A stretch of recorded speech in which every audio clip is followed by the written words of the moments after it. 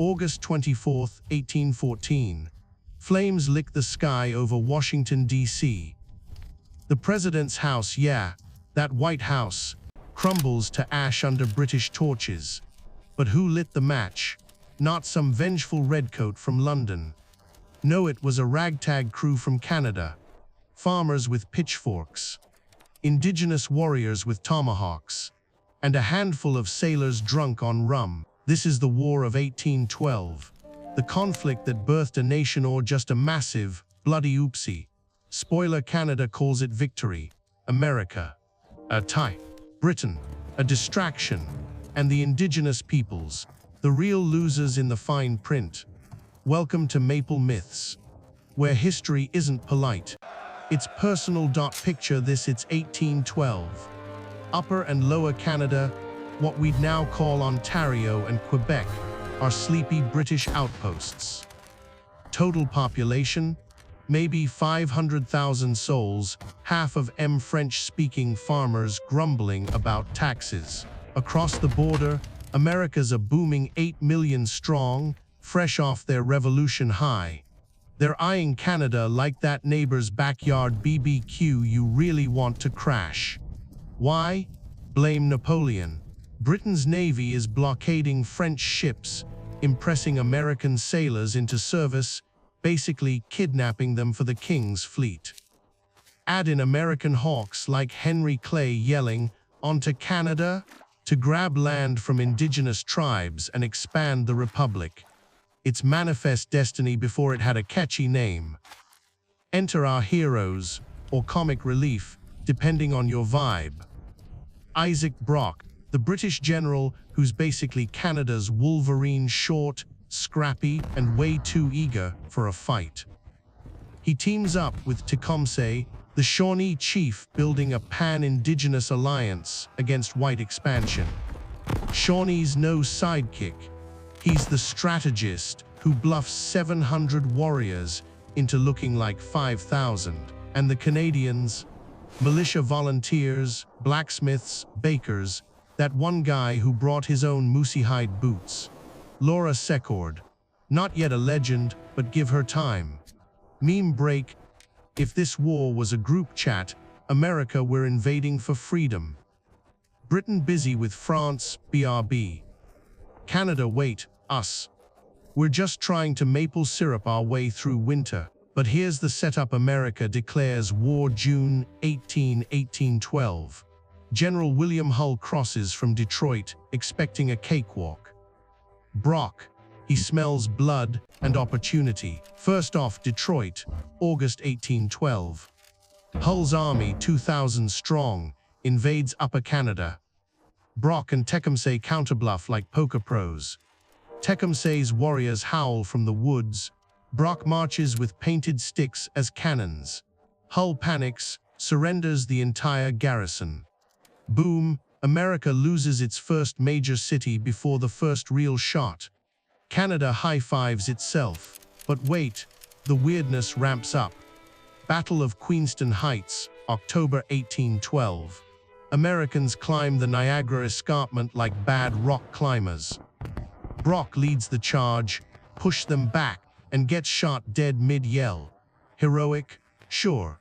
But his death leaves Upper Canada leaderless, militia deserting faster than you can say A.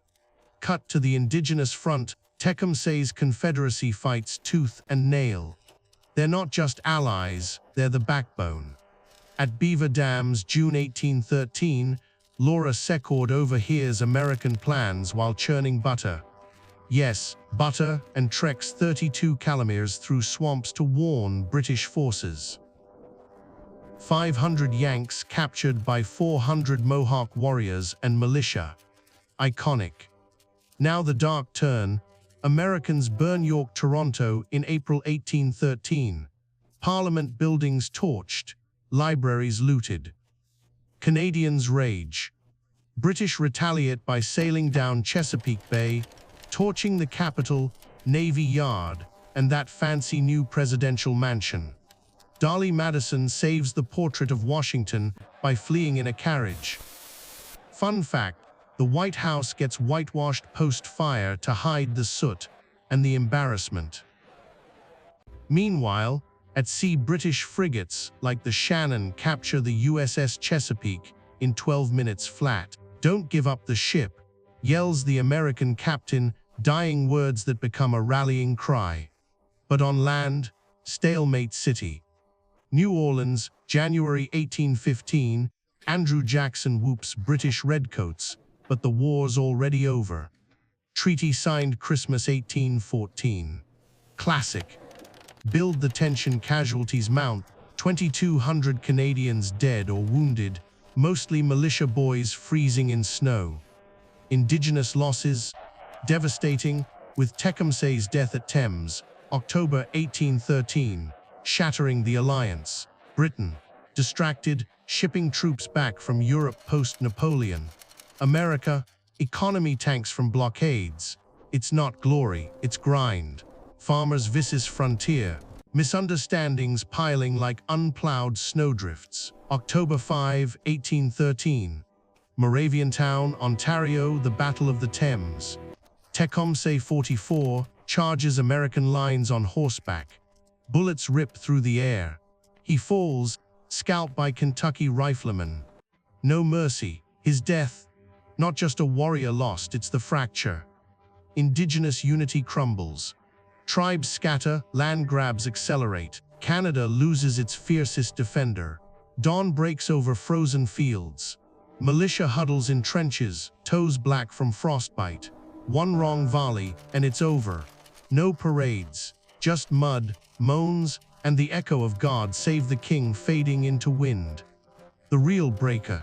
Ghent Treaty, December 1814. Everything status quo ante bellum, back to square one. No land swaps, no reparations.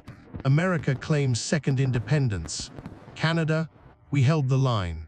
But the ghosts, indigenous nations, betrayed by British allies who pack up post-war, leaving treaties in tatters. Post-war Canada militia heroes get land grants, if they're loyalist enough. French Canadians, grumble louder, seeds of rebellion sown. Indigenous, Tecumseh's dream dies, treaties erode like riverbanks. By 1830s, reserves shrink, cultures fracture.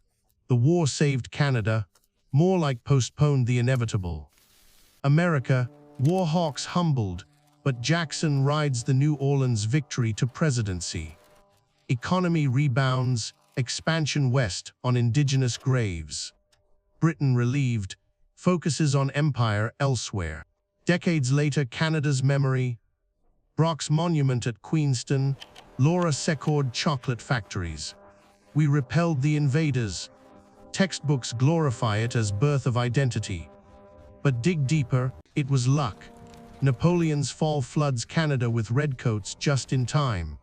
Without that, Ontario might be the 51st state. The haunt. Every Canada Day BBQ, someone toasts the war we won. But ask an Ojibwe elder, it was the war that stole the future. Bodies in the Thames still whisper, was it victory or just survival? All right, heavy stuff, time for the palate cleanser.